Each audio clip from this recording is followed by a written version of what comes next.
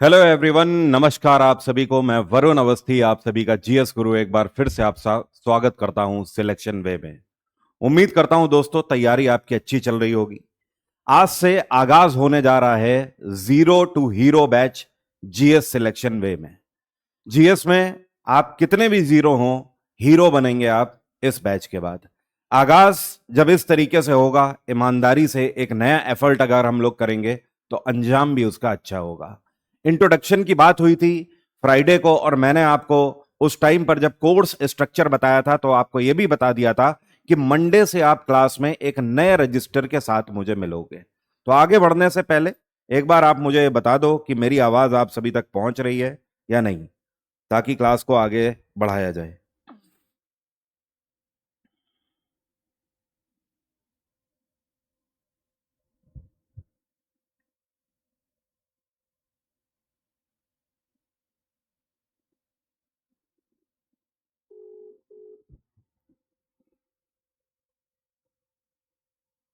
Hello. हाँ जी sir. हाँ Keshav, live नहीं हुआ क्या? अब लाइव लाइव चलेगा क्या? हाँ हाँ। एक सेकेंड। दोनों से आपने वहां से भी दोनों से स्टार्ट कर दिया? हो गया लाइव सर। नहीं, दोनों जो मल्टीपल आउटपुट है उससे भी करना है। हाँ, मल्टीपल आउटपुट से भी करना है सर। तो स्टार्ट ऑल या फिर लाइव क्लास स्टार्ट? क्लास वाले पे। Okay okay. हेलो एवरीवन, नमस्कार आप सभी को। मैं वरुण अवस्थी, आप सभी का जीएस गुरु एक बार फिर से आपका स्वागत करता हूं। जीएस का जीरो टू हीरो बैच में आगाज आज हम लोग करने जा रहे हैं। फ्राइडे को पहली क्लास हो चुकी है जो कि इंट्रोडक्शन क्लास थी, जहां पर मैंने आपको कोर्स स्ट्रक्चर बताया था कि किस तरीके से इस बैच में सारी चीजों को हम लोग गो थ्रू करेंगे। पॉलिटी, हिस्ट्री, जियोग्राफी, इकोनॉमिक्स या फिर साइंस की बात हो। अब उसके बाद मैंने आपको यह भी बताया था कि मंडे को जो पहली क्लास होगी, मतलब पॉलिटी से मैं इस बैच को स्टार्ट करने जा रहा हूं। और आज की क्लास में पहला टॉपिक है मेकिंग ऑफ इंडियन कॉन्स्टिट्यूशन।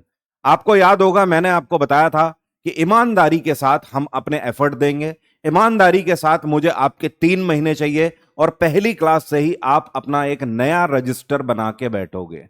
उम्मीद करता हूं आज की क्लास में आपके पास एक नया रजिस्टर होगा जिसमें आप क्लास में साथ के साथ अपने नोट्स बनाते चलोगे, ताकि जब ये बैच खत्म हो तो आपके नोट्स अपने आप बन के तैयार हो चुके हों।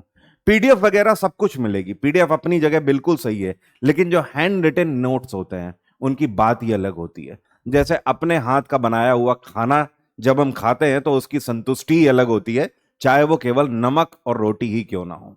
हालांकि जब आप अपने हाथ के बनाए हुए नोट्स से पढ़ोगे तो उसकी खास बात यह होती है कि एग्जाम से जस्ट पहले जो रिवीजन आप पीडीएफ को पढ़ के 10 मिनट में कर पाते हो, अपने नोट्स से केवल 3 मिनट में कर पाओगे। इतनी तेज हम पढ़ जाते हैं। उसका कारण क्या है? क्योंकि हमने खुद लिखा हुआ है उन्हें। अपने हैंड रिटन नोट्स बनाने का एक सबसे बड़ा बेनिफिट है कि हमें उसे याद नहीं करना पड़ता, वो खुद ब खुद हमें याद हो जाते हैं। तो चलिए शुरू करते हैं। आज की क्लास में पॉलिटी का पहला ही टॉपिक है मेकिंग ऑफ इंडियन कॉन्स्टिट्यूशन। बड़ी ही इंटरेस्टिंग कहानी है कि किस तरीके से हमारा संविधान बना। हमारे संविधान को बनाने के लिए भी बड़े ही जद्दोजहद लगे, बड़ी कई कहानियां निकल के आई उसके आगे पीछे। हालांकि मैं हिस्ट्री के बाद ही पॉलिटी पर स्विच करता हूं, क्योंकि पॉलिटी हमारी स्टार्ट ही यहीं से होती है 1947 में जब हमें आजादी मिली। तो मॉडर्न हिस्ट्री कवर करने के बाद पॉलिटी पे मैं हमेशा स्विच करता हूं। लेकिन इस बैच में स्टूडेंट्स का सबसे ज्यादा फीडबैक आया कि सर पॉलिटी से स्टार्ट करो, तो कोई दिक्कत नहीं है, पॉलिटी से स्टार्ट करते हैं। कहानी वही रहेगी, कहानी नहीं बदल जाएगी, लेकिन हमें टाइमलाइन पे जाने की जरूरत है संविधान किस तरीके से बना उसे समझने के लिए। जो हमारा संविधान है दोस्तों, इसकी शुरुआत एक तरीके से हुई थी 9 दिसंबर 1946 को। यह डेट बहुत इंपॉर्टेंट है, आपको ध्यान रखनी है। और इसको बनने में करीब करीब 3 साल लग गए थे, और हमारा संविधान फाइनली जाकर जो एडॉप्ट किया गया था यह 26 नवंबर 1949 को स्टार्ट किया गया था। इन 3 साल के बीच की कहानी क्या है उसको समझने के लिए हमें और भी पीछे टाइमलाइन में जाना होगा। टाइमलाइन में जाके हम समझ पाएंगे कि आखिर ऐसे कैसे इक्वेशन बने कि जब हम आजाद भी नहीं हुए हैं उससे पहले हमारा संविधान बनने लगा, और वो भी क्यों बनने लगा। ब्रिटेन ने, जो कि हमारे ऊपर इतने सालों तक इन्होंने शासन किया, उसके बाद भी इन्होंने खुद एक कमेटी भेजी जिसका नाम था कैबिनेट मिशन, और उस कैबिनेट मिशन ने हमारी कॉन्स्टिट्यूएंट असेंबली की स्थापना करवाई और हमारे ही देश में हमारे देश का कॉन्स्टिट्यूशन बनवाया। आखिर ये नौबत पहुंची कैसे, ये नौबत आई कैसे, ये सारे समीकरण कैसे बने, आपस में लोग जुड़े कैसे, ये सब कुछ इन 3 साल की कहानी नहीं है, जबकि इसके पहले 15 साल की कहानी है। तो आगे बढ़ने से पहले उस टाइमलाइन पर, फैक्ट्स पर तो हर कोई आ जाता है, लेकिन फैक्ट्स से पहले आपको टाइमलाइन पता होनी चाहिए जिस पर हम लोग बात करेंगे। दोस्तों, फर्स्ट ऑफ ऑल आपको ध्यान रखना होगा, इस कहानी की शुरुआत, हमारे कॉन्स्टिट्यूशन की कहानी की जो शुरुआत है, यह होती है 1934 से। 1934 से पहली बार इस कहानी की शुरुआत होती है। 1934 में एक व्यक्ति हुआ करते थे जिनका नाम था M.N. रॉय। क्या नाम था इनका? M.N. रॉय। यह नाम बहुत इंपॉर्टेंट है, यह नाम आपको भूलना नहीं है। इस नाम से बहुत क्वेश्चन बने हुए हैं आज तक और आगे भी बनते रहेंगे। M.N. रॉय कौन थे दोस्तों? तो ये थे फाउंडर ऑफ, इन्होंने एक पार्टी की स्थापना करी थी, founder of CPI, communist party of India, जिसकी स्थापना इन्होंने काफी पहले इससे करी थी 1925 में। ये हमारे देश के पहले ऐसे व्यक्ति थे M.N. रॉय जिन्होंने संविधान की डिमांड करी थी। लेकिन communist party of India Bharat की इतनी भी बड़ी पार्टी नहीं थी कि ब्रिटिशर इस पार्टी की कुछ सुनते। हमारे देश में एक ही पार्टी जानी जाती थी सबसे बड़ी पार्टी के रूप में, और वो थी कांग्रेस। कांग्रेस की स्थापना जब 1885 में करी गई थी, तो उसी टाइम पर कांग्रेस ने अपने इरादे क्लियर कर दिए थे कि हम कभी भी वायलेंस का साथ नहीं देंगे, हम नॉन वायलेंस तरीके से आजादी की डिमांड करेंगे। और इतना ही नहीं, हमेशा हम डॉक्यूमेंटेशन के थ्रू ब्रिटिशर्स से बात करेंगे। यही कारण था कि आप जब भी इंडिपेंडेंस स्ट्रगल में देखते हो तो कांग्रेस से ही ब्रिटिश हुकूमत हमेशा बात कर रही है। कांग्रेस भारत की वो पार्टी थी जिसके पीछे सबसे ज्यादा फॉलोवर थे भारत के एक, या फिर आप बोल सकते हो भारत की जनता का सबसे बड़ा तबका अगर सपोर्ट करता था तो वो कांग्रेस को ही सपोर्ट करता था।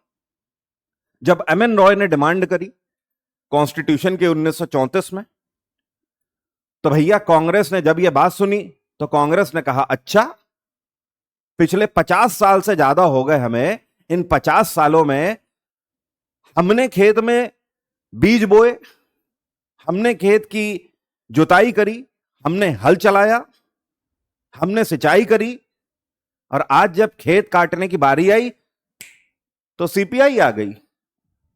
मतलब करे धरे हम और काट के ले जाए कोई और फसल।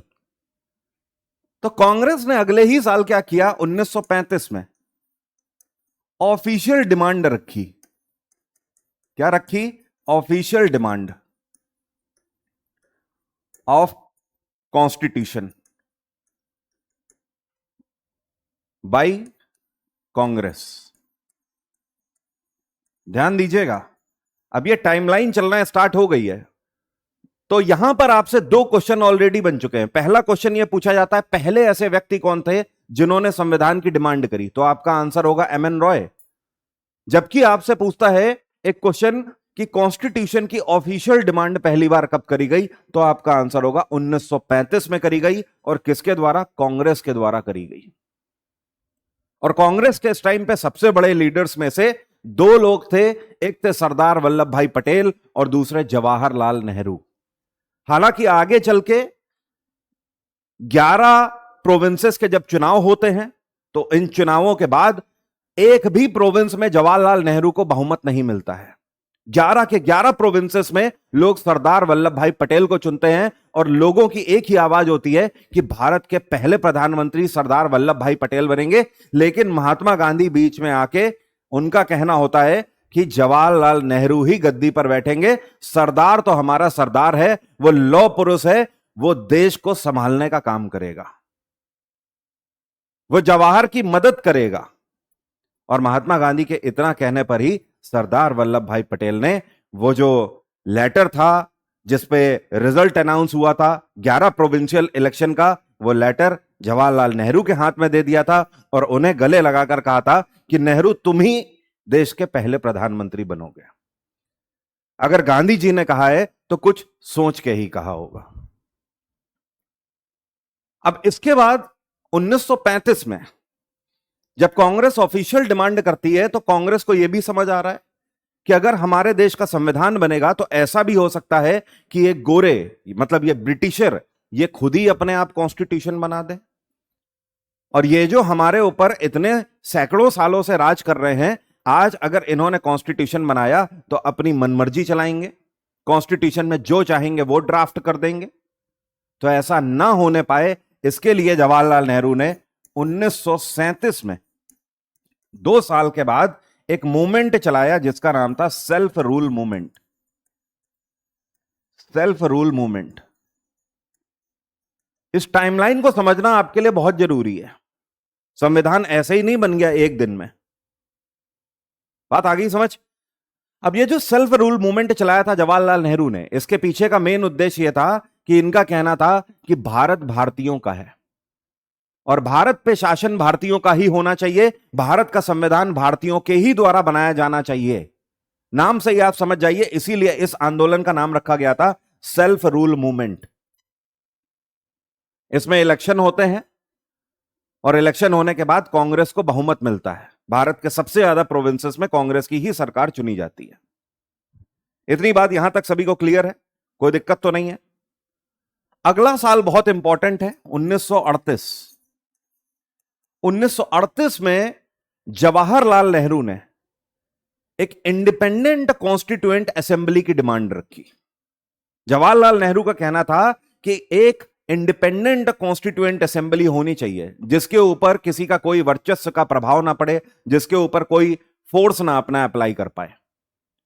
मतलब एक ऐसी संवैधानिक सभा बननी चाहिए जो कि इंडिपेंडेंट रूप से, स्वतंत्र रूप से भारत का संविधान बनाए, जिसमें ब्रिटिशर नहीं होने चाहिए। तो ध्यान रखना, एक क्वेश्चन पूछा जाता है 1938 में क्या हुआ? Demand of independent constituent assembly bye Jawaharlal Nehru. इतनी बात सभी को क्लियर है? यहां तक कोई समस्या नहीं होनी चाहिए। जब भैया ये सारी चीजें हो जाती हैं तो उसके बाद 1939 एक बहुत इंपॉर्टेंट ईयर रहा। केवल भारत के लिए नहीं, पूरी दुनिया में उथल पुथल मच गई। इस टाइम पर दोस्तों जर्मनी का एक तानाशाह हुआ करता था जिसका नाम था एडोल्फ हिटलर। क्या नाम था? Adolf Hitler. दिमाग से एकदम सटका हुआ। पूरे दुनिया में एडोल्फ हिटलर को सबसे बड़ा देशभक्त कहा गया है। पता है क्यों? क्योंकि एडोल्फ हिटलर बोलता था, उसका यह मानना था जर्मनी के तानाशाह का, कि पूरे दुनिया में सिर्फ एक ही देश होना चाहिए और वो देश जर्मनी है। पूरी दुनिया में सिर्फ एक ही झंडा होना चाहिए और वो झंडा जर्मनी का होना चाहिए। यह मानना था एडोल्फ हिटलर का। इसी वजह से यह क्वेश्चन भी पूछा जाता है कि हिस्टोरियंस ने इतिहास का सबसे बड़ा देशभक्त किसे कहा है? तो आंसर होगा एडोल्फ हिटलर। और इसी पागल आदमी ने 1939 में पोलैंड के ऊपर आक्रमण कर दिया। जब पोलैंड पे आक्रमण हुआ तो यहीं से शुरुआत हुई किसकी? वर्ल्ड वॉर सेकेंड की। किसकी? वर्ल्ड वॉर सेकेंड की। द्वितीय विश्व युद्ध यहां से शुरू हो गया और इसी में जर्मनी का साथ दिया एक और तानाशाह हुआ करता था, वो था इटली का तानाशाह जिसका नाम था बेनिटो मुसोलिनी। क्या नाम था? Benito Mussolini. मैं यहां पर लिख देता हूं ताकि कोई कंफ्यूजन ना होने पाए। ये युद्ध कहां से स्टार्ट हुआ? World war second. जर्मनी का जो डिक्टेटर था, तानाशाह था, ये कौन था? Adolf Hitler. Adolf Hitler. और इसी टाइम पर इटली का एक तानाशाह था जिसका नाम क्या था? Benito Mussolini. मुसोलिनी भी एडोल्फ हिटलर से अलग नहीं था, यह भी इसी विचारधारा का था। ये कुछ भी कर सकते थे। ये ऐसे डिक्टेटर थे कि ये लाशों के ऊपर चल सकते थे और चले भी है अपने देश के लिए। उसके लिए इंसानियत चाहे शर्मसार हो जाए, उसके लिए कितनी भी हैवानियत करनी पड़े, ये दोनों करने को तैयार थे। और वर्ल्ड वॉर सेकेंड में एक तरफ जर्मनी का जहां पर साथ दे रहा था इटली, वहीं दूसरी तरफ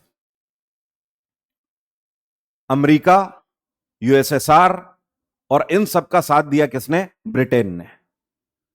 ब्रिटिशर हमारे देश में राज तो कर रहे थे, लेकिन 1939 में ब्रिटिशर वर्ल्ड वॉर सेकेंड में कूदे, और जब वर्ल्ड वॉर सेकेंड में फ्रंट टू फ्रंट हुआ तो यहां पर जो ब्रिटिश सैनिक थे लगातार उनकी कैजुअलिटीज होने लगी, लगातार उनकी संख्या मरने वालों में तब्दील होने लगी। तब ब्रिटिश सरकार ने यह सोचा कि भैया वर्ल्ड वॉर सेकेंड में अगर कैजुअलिटी हो रही है तो हमारे लोगों की कैजुअलिटी क्यों हो? भारतीय है ना मरने के लिए, इन भारतीयों के ऊपर इतने सालों से हम राज कर रहे हैं, ये मरने के लिए हैं, इनको छोड़ देते हैं वर्ल्ड वॉर सेकेंड के फ्रंट में। और इसी वजह से 1940 में कांग्रेस के सामने एक प्रस्ताव लाया गया, 1940 के अगस्त के महीने में। इसको बोलते हैं अगस्त ऑफर। क्या बोलते हैं? अगस्त ऑफर। इस अगस्त ऑफर में कांग्रेस को बोला गया कि आप हमारे साथ कोऑपरेट करिए, आप भारतीयों से ये ऐलान करिए या भारतीयों से ये रिक्वेस्ट करिए कि वो वर्ल्ड वॉर सेकेंड में हमारा साथ दे, ब्रिटिश आर्मी को ज्वाइन करें, और इसके एवज में हम आपको यह आश्वासन देते हैं कि हम आपके लिए क्या करेंगे? इंडिपेंडेंट कॉन्स्टिट्यूएंट असेंबली बनाने का काम करेंगे। कांग्रेस को ब्रिटिश हुकूमत की बातों पर विश्वास नहीं हुआ और कांग्रेस ने इस अगस्त ऑफर को रिजेक्ट कर दिया। कोई बात नहीं, 1940 के बाद 1942 इंपॉर्टेंट है। 1942 में एक और घटना घटी। 1942 में एक और अटेम्प्ट मारा गया, ब्रिटेन से एक और मिशन भेजा गया, मतलब एक कमेटी भेजी गई जिसका नाम था क्रिप्स मिशन। क्या नाम था? Cripps mission. इसका नाम क्रिप्स मिशन इसलिए है क्योंकि इसका जो हेड था, जो इसका मेन अधिकारी था, उसका नाम था स्टैफोर्ड क्रिप्स, और ये एक ब्रिटिश पॉलिटिशियंस भी था। जब स्टैफोर्ड क्रिप्स भारत में आया क्रिप्स मिशन को लेकर, तो इसने कांग्रेस के सामने एक फुल कॉरपोरेशन की डिमांड रखी। इसने कहा कि आप वर्ल्ड वॉर सेकेंड में हमारा हर तरीके से साथ दीजिए, आप हमारा पैसे से साथ दीजिए, आप हमारा मैन पावर से साथ दीजिए, आप भारतीयों को फुल कोऑपरेट करने के लिए बोलिए, हमारी इंडस्ट्रीज को यहां पर चलाने में मदद करिए। हम आपसे वादा करते हैं जिस दिन वर्ल्ड वॉर सेकेंड खत्म होगा हम कांग्रेस को सत्ता सौंपेंगे। अब ऐसे में महात्मा गांधी ने बोला कि भैया क्रिप्स बाबू, तुम कितने बड़े सच्चे हो ये हमें पता है, तुम हो एक नंबर के झूठा आदमी। महात्मा गांधी ने कहा हम आपकी बात का भरोसा नहीं कर सकते, आप जिस तरीके से भारत में राज कर रहे हो हम आपके ऊपर बिल्कुल नहीं भरोसा कर सकते। और महात्मा गांधी ने स्टैफोर्ड क्रिप्स के इस ऑफर को क्या नाम दिया? महात्मा गांधी ने कहा कि नेहरू, यह ऑफर कैसा है? यह ऑफर पोस्ट डेटेड चेक की तरह है। क्या है? Post dated cheque. इसको महात्मा गांधी ने पोस्ट डेटेड चेक क्यों कहा? जैसे आज मान लीजिए 6 तारीख है, 6 अक्टूबर को किसी आदमी ने आपको 10 लाख का चेक दिया और इस पे पोस्ट डेट डाल दी। पोस्ट डेट का मतलब 6 नवंबर की डेट डाल दी।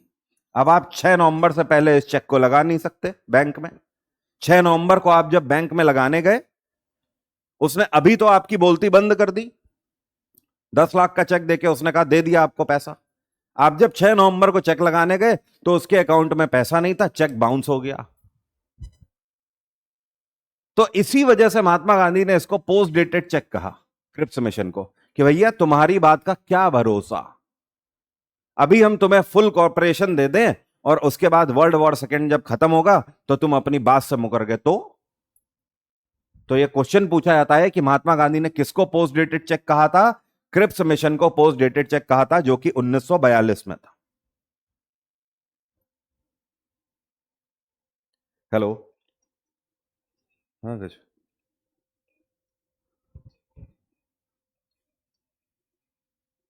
नहीं, नहीं, बस टाइमलाइन है, उसके बाद तो पीपीटी पे ही स्विच कर रहे हैं। हाँ, ठीक है, ठीक है। जितने भी हिंदी मीडियम वाले स्टूडेंट हैं ध्यान रखें, बस मैं टाइमलाइन आपको इस टाइम पे समझा रहा हूं। जैसे ही कॉन्स्टिट्यूएंट असेंबली पे आ जाऊंगा तुरंत सारी चीजें आपको हिंदी में भी होंगी। ऐसा बिल्कुल भी नहीं है कि हिंदी में नहीं है, सारी पीपीटीज ही हिंदी में ही है और इंग्लिश में। ठीक है, तो बिल्कुल परेशान होने की जरूरत नहीं है, हिंदी और अंग्रेजी दोनों में ही है। बस मैं टाइमलाइन, अब टाइमलाइन में अगर मैं हिंदी और अंग्रेजी दोनों में लिखूंगा तो मैं कैसे पढ़ा पाऊंगा? ठीक है, तो बस मैं आपको टाइमलाइन समझा रहा हूं जिसके लिए मैं हिंदी अंग्रेजी में लिख रहा हूं। चलो मैं हिंदी में भी इसमें बीच बीच में लिख दूंगा। ठीक है, तो टेंशन मत लो, टेंशन मत लो बिल्कुल भी। मैं जो बोल रहा हूं वो हिंदी में ही बोल रहा हूं। मेरी बातों पर अगर आप ध्यान दोगे, थोड़ा सा समझने की कोशिश करोगे, चीजें आपको समझ आ जाएंगी, डोंट वरी। तो हम लोग कहां थे? हाँ, पोस्ट डेटेड चेक इसको बोला गया 1942 में। अब इस टाइम पर जस्ट एक साल पहले 1941 में, अब यहां पर जर्मनी और इटली दोनों मिलकर अमेरिका को बहुत कड़ी टक्कर दे रहे थे। वर्ल्ड वॉर सेकेंड में दोनों ही लगे हुए थे। आपको पता है एडोल्फ हिटलर ने कभी शादी नहीं करी थी, लेकिन एडोल्फ हिटलर की एक प्रेमिका थी, एक लड़की थी जिससे एडोल्फ हिटलर प्यार करता था। और उससे एडोल्फ हिटलर ने यह वादा किया था कि मैं अपनी आखिरी सांस तक तुम्हारे ही साथ रहूंगा। और एडोल्फ हिटलर ने करके दिखाया था। इतना बड़ा डिक्टेटर होने के बाद भी इतिहास में जब आप पढ़ोगे तो आप देखोगे, जब पैसा आता है किसी के पास, रुतबा आता है, तो उसके साथ साथ अय्याशी भी आती है। लेकिन एडोल्फ हिटलर के साथ ऐसा नहीं था। तभी तो बोलते हैं we read history, we teach history, but we don't learn anything from history. इतिहास पढ़ते हैं, पढ़ाते हैं, लेकिन सीखते उससे कुछ नहीं है। सीखने की बात तो दरअसल यह है कि हर एक व्यक्ति से आप सीख सकते हो। वो अपनी माशूका के लिए बहुत लॉयल था। वर्ल्ड वॉर के खत्म होने के टाइम पे ही 30 अप्रैल 1945 का वो दिन था जिस दिन एडोल्फ हिटलर को गिल्ट फील हो रहा था कि उसने लाखों लोगों को मार दिया। और यह वो दिन था जिस दिन उसने सबसे पहले उसका एक कुत्ता था पालतू, उसको मारा। उसके बाद अपनी जो मंगेतर थी, या आप बोल सकते हो उसकी लवर थी, उसको उसने जहर दिया। और उसके बाद खुद को उसने शूट कर लिया। अब ये वो टाइम पीरियड था 1941 जब जर्मनी और इटली दोनों अमेरिका के ऊपर भारी पड़ रहे थे भयंकर तरीके से। और ऐसे में एक छोटा सा देश जो ये चाह रहा था कि मैं भी उछल उछल के मारूं, जैसे स्कूल में लड़ाई नहीं हो जाती है, जब स्कूल कॉलेज के बाहर लड़ाई होती है तो दो एक दूसरे में गुत्थम गुत्ती कर रहे होते हैं। एक जो बिल्कुल छोटी हाइट का होता है वो भी उछल उछल के चाहता है कि मुझे भी फुटेज मिले। तो भैया ऐसा ही एक देश था जापान, और वो बन रहा था बहुत हीरो। जापान ने कहा हम भी दिखाएंगे। जब जर्मनी और इटली है तो जर्मनी और इटली की ही तरफ से जापान था। जापान ने कहा अब हम भी हीरोगिरी दिखाएंगे। और जापान ने क्या किया, एक ऑपरेशन चलाया। अमेरिका का पैसिफिक ओशियन में एक आइलैंड है जिसका नाम है हवाई। क्या नाम है? हवाई। और हवाई का जो पोर्ट है इसका नाम है पर्ल हार्बर। क्या नाम है? Pearl Harbor. 1941 में हवाई में पर्ल हार्बर पोर्ट जो है उस पे जापान ने एक टॉर्पीडो अटैक किया जिसका नाम था टोरा टोरा टोरा। क्या नाम था? टोरा टोरा टोरा। यहां का टोरा मतलब है टॉर्पीडो से। इस टॉर्पीडो अटैक के अंदर पूरा पर्ल हार्बर जापान ने तबाह कर दिया। आप यह समझ लो यह वो टाइम था जब हवाई में जितने भी नेवल शिप थे वो सारे डुबा दिए थे जापान ने, सारे डुबा दिए थे। और इस टाइम पर अमेरिका का एक प्रेसिडेंट था जिसका नाम था फ्रैंकलिन डी रोसलवेल्ट। क्या नाम था? Franklin D Roosevelt. उसने पूरे दुनिया में पॉलिटिकल मंच पे खड़े होकर यह कहा था कि जापान ने आज जो अमेरिका के साथ किया है, जापान का वो हश्र करूंगा एक दिन कि पूरी दुनिया देखेगी और कांपेगी अमेरिका से। उसने ये इसी टाइम पे कह दिया था कि ऐसा हश्र करूंगा जापान का कि पूरी दुनिया देखेगी और हमेशा याद रखेगी। और इसी एवज में वर्ल्ड वॉर सेकेंड जाके कहां खत्म होता है? अमेरिका ने 6 अगस्त 1945 को और 9 अगस्त 1945 को जापान में 2 जगह पर बॉम्ब गिराए। 6 अगस्त 1945 को जापान की एक जगह है जिसका नाम है हिरोशिमा, और 9 अगस्त को एक जगह है जिसका नाम है नागासाकी। इन दोनों जगह पर बम गिराए और इन दोनों बम का नाम भी पूछा जाता है। हिरोशिमा में जो गिराया था उसका नाम था लिटिल बॉय, और नागासाकी में जो बम गिराया था उसका नाम था फैट मैन। इन बॉम्ब्स का रेडिएशन इतना था कि आगे आने वाले 40 से 50 सालों तक जापान में जितनी भी औलादें पैदा हो रही थी, मैक्सिमम विकलांग पैदा हो रही थी। अगर विकलांग नहीं है तो मेंटली फिट नहीं है। जब यह बॉम्बिंग हुई थी तो ये दोनों शहर के शहर दुनिया के नक्शे से गायब हो गए थे, और यह हश्र देखने के बाद यहीं से वर्ल्ड वॉर सेकेंड खत्म हुआ और अमेरिका एक सबसे बड़ी पावर के रूप में उभरा। या आप बोल सकते हो अमेरिका उस टाइम पे सुपर पावर कंट्री के रूप में बन के उभरा। हालांकि ब्रिटेन भी अमेरिका की तरफ था, लेकिन हमेशा याद रखना, हार के जीतने वाले को बाजीगर बोलते हैं, लेकिन कई बार जीते हुए बाजीगर भी हार जाते हैं। हमेशा जरूरी नहीं है कि अगर कोई आपको जीता हुआ दिखाई दे रहा है तो वो इंटरनली भी जीता हो। सेम कहानी ब्रिटेन के साथ थी। ब्रिटेन इस वर्ल्ड वॉर सेकेंड को तो जीत गया था, लेकिन ब्रिटेन से ज्यादा नुकसान किसी का नहीं हुआ था। यह वही ब्रिटेन था जिसने दुनिया के 64% देशों पर राज किया है। यह वही ब्रिटेन है जिसमें बोला जाता था कि ब्रिटिश फ्लैग जो है इसके सामने कभी सूर्य नहीं डूबता, क्योंकि कारण यह था कि दुनिया के इतने देशों पर इनका राज था कि एक जगह पर दिन हो रहा होता था तो दूसरे जगह पर रात हो रही होती थी, दूसरे पर रात हो रही होती थी तो उधर दिन हो रहा होता था। तभी बोला जाता था कि ब्रिटिश अंपायर में कभी भी सूर्य नहीं डूबता है। और उसी देश की हालत सबसे बुरी हो रखी थी वर्ल्ड वॉर सेकेंड में। केवल एक जीत का तबका लगा हुआ था कि हां जीत गए वो वर्ल्ड वॉर। 1939 से लेकर 1945 तक यह वो देश था जिसका सबसे ज्यादा नुकसान हुआ। चाहे मॉनिटरी टर्म की बात करें, इनका जितना भी पॉलिटिकल खजाना था सब खाली हो गया। सबसे ज्यादा लोग इनके फ्रंट में मारे गए, 13 लाख लोगों से ज्यादा मारे गए। और अब इनके सामने एक और सबसे बड़ा चैलेंज था। वर्ल्ड वॉर सेकेंड खत्म होने के बाद अमेरिका ने फैसला लिया कि भैया अब एक ऑर्गेनाइजेशन बनाई जाएगी, और इस ऑर्गेनाइजेशन का नाम क्या होगा? United Nations. क्या नाम होगा? United Nations. और यूनाइटेड नेशंस के परमानेंट मेंबर कंट्रीज वही बनाए जाएंगे जिनकी इमेज एकदम क्लीन होगी। अब ब्रिटेन को इसका मेंबर भी बनना था यूनाइटेड नेशंस का, और ऐसे में क्या किया, ब्रिटेन ने तुरंत यह फैसला लिया अपनी इमेज को क्लियर करने के लिए कि दुनिया में जितने भी देश हैं उनको जल्द से जल्द इंडिपेंडेंट डिक्लेयर किया जाए। और इसका सबसे बड़ा फायदा मिला भारत को। यह बिल्कुल सच्चाई है, अगर वर्ल्ड वॉर सेकेंड ना होता तो भारत इतनी जल्दी आजाद ना होता। शायद हमें 10-15 साल और लग जाते, 20 साल भी लग सकते थे। 1960 या 65 तक हमें शायद आजादी मिलती। वर्ल्ड वॉर सेकेंड का हमें सबसे बड़ा फायदा मिला।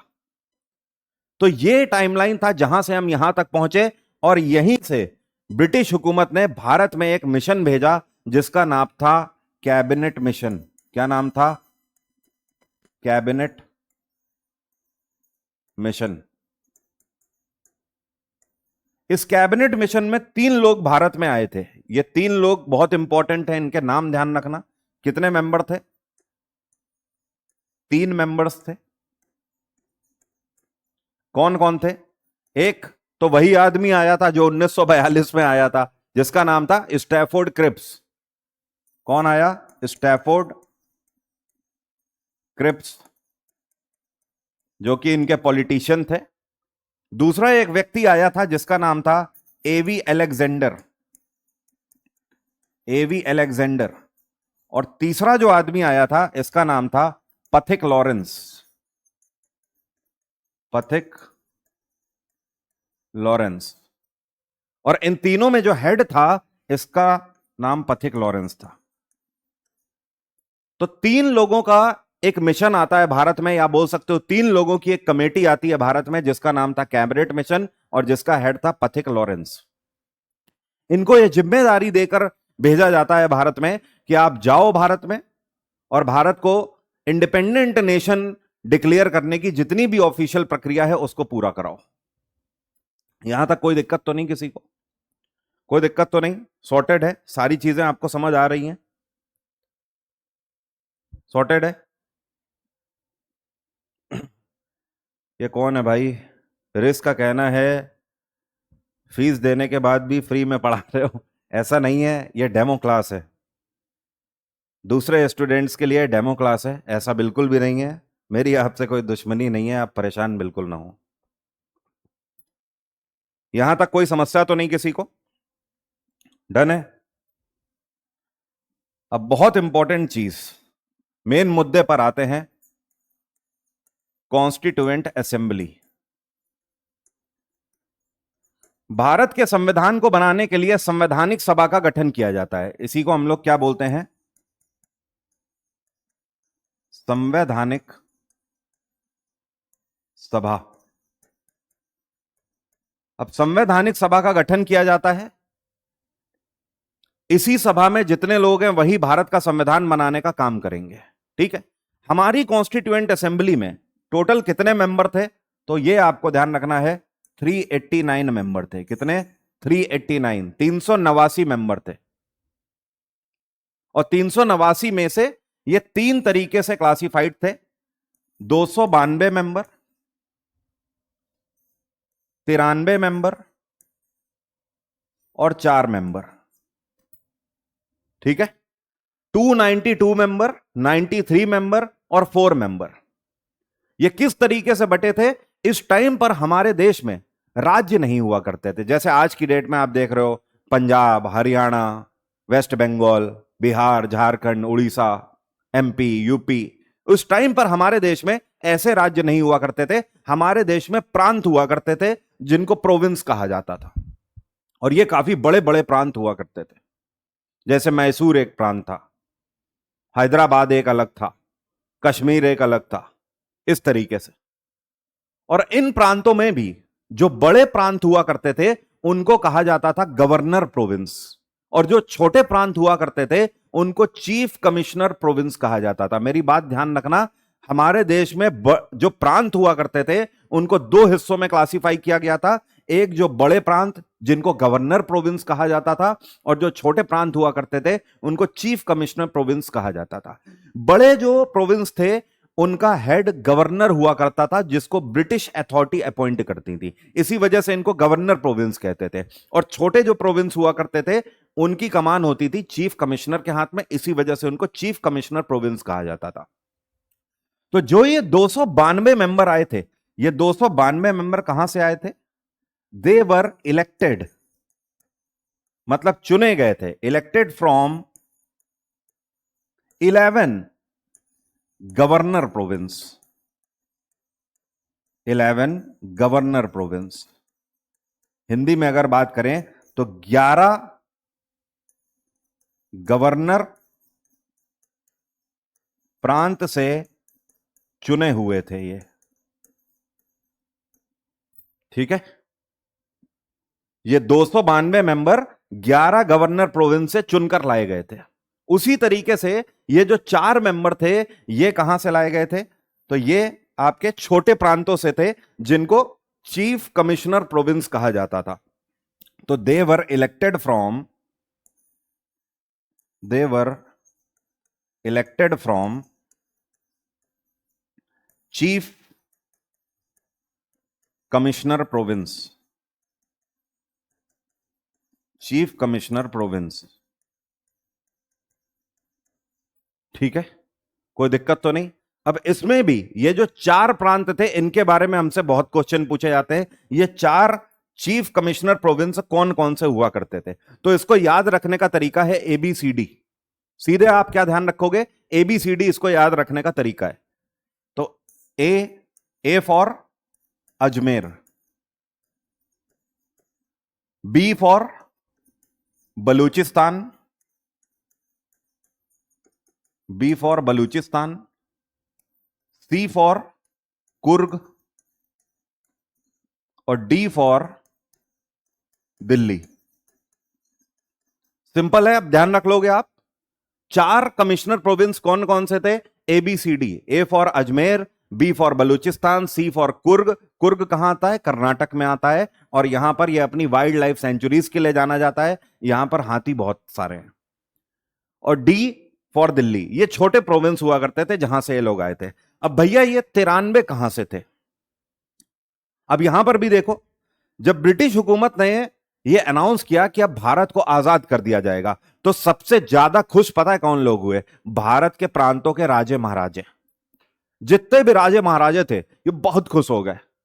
इन्होंने कहा वाह, अब भारत आजाद हो रहा है और हम फिर से राजा बनेंगे। मतलब अभी पिछले 300 सालों से जी हुजूरी करते आ रहे थे ब्रिटिश हुकूमत की, गोरों की जी हुजूरी किया करते थे, जितना लगान बोलते थे उतना लगान वसूलते थे।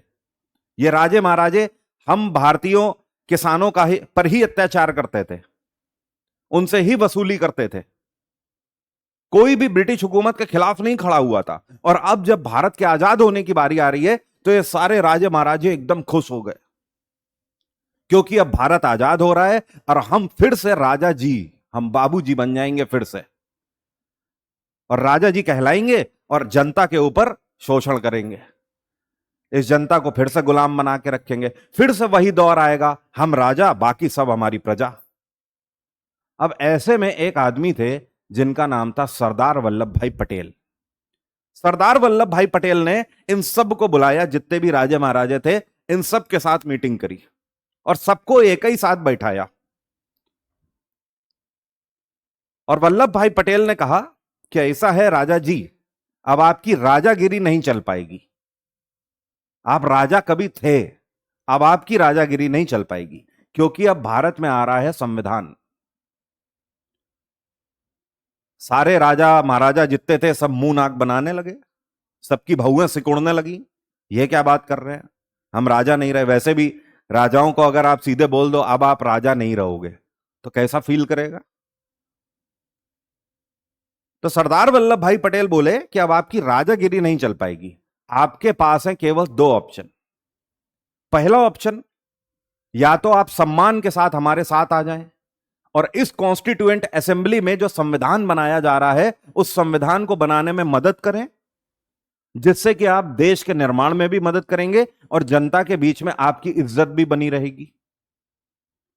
और दूसरा ऑप्शन यह है कि आप हमें मना कर दो तो फिर इंडियन आर्मी अब आपके ऊपर आक्रमण करेगी और हम जबरदस्ती आपके प्रोविंसेस छीनकर यूनियन में मिला देंगे, मतलब भारत बनाने में मदद करेंगे। पहले तो बिल्कुल ना नुकुर करी गई, लेकिन उसके बाद जितने भी राजे महाराजे थे उन्हें समझ आ गया कि इज्जत इसी बात में है कि चुपचाप कॉन्स्टिट्यूएंट असेंबली में आ जाओ, नहीं तो अगर आक्रमण हुआ तो जो बची खुची इज्जत है वो भी नहीं रहेगी। तो आखिरकार धीमे धीमे करके सारे राजे महाराजे माने और इनको क्या किया गया, नॉमिनेट करके लाया गया कॉन्स्टिट्यूएंट असेंबली में। तो ये जो 93 मेंबर्स थे, they were nominated from princely states.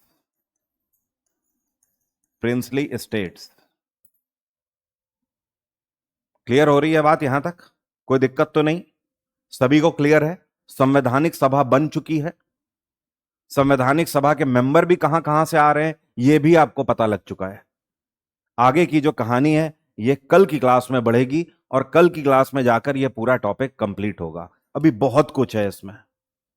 मैंने कहा ना, इस 0 to हीरो बैच में कुछ भी नॉर्मल तरीके से नहीं चलेगा कि ऊपर ऊपर तरीके से निकल जाए। इस 0 to हीरो बैच में बहुत कुछ है, बहुत कुछ आप इमेजिन नहीं कर सकते। आज के हिसाब से अपडेटेड यह बैच है, ऐसा अपडेटेड बैच ही नहीं है इस टाइम पर। और हिंदी वाले बिल्कुल भी परेशान ना हो, सारी पीपीटीज हिंदी में ही है। ऐसा नहीं है कि 1-2 पीपीटी है, सारी हिंदी में है। मैं लेकर ही आया हूं, लेकिन आज आपको टाइमलाइन पढ़ा रहा था केवल, और टाइमलाइन पढ़ाने की वजह से वो मैं इंग्लिश में ही लिख रहा था। ओके, तो परेशान होने की बिल्कुल बात नहीं है। कल सेम टाइम पे मुलाकात होगी और ये टॉपिक खत्म होगा। आज हम लोग टाइमलाइन को पढ़ते हुए कॉन्स्टिट्यूएंट असेंबली तक पहुंच चुके हैं। कॉन्स्टिट्यूएंट असेंबली बन गई है, संवैधानिक सभा बन गई है। अब इसमें भी काफी अभी दिक्कत आएंगी, बहुत सारे चैलेंजेस आएंगे, तब जाके हमारा संविधान बनेगा और इंटरेस्टिंग फैक्ट आएंगे। जो भी नए स्टूडेंट हैं, आप इस बैच को ज्वाइन कर सकते हैं सिलेक्शन वे एप्लीकेशन में। और इस ऐप में ये जो बैच है, ये 0 to हीरो बैच है, जीएस स्पेशल, जिसकी शुरुआत 3 अक्टूबर से हुई है। 3 अक्टूबर को सिर्फ मैंने इंट्रोडक्शन दिया था। मेन पहली क्लास आज ही है, 2 साल की वैलिडिटी है, लाइव क्लासेस है, बाकी सारी चीजें आप लोग जानते ही हैं। लॉन्चिंग के टाइम पे मैं आपको बता चुका था। सिलेक्शन वे एप्लीकेशन को आप गूगल प्ले स्टोर से डाउनलोड करके वहीं पे इस बैच को ज्वाइन कर सकते हैं।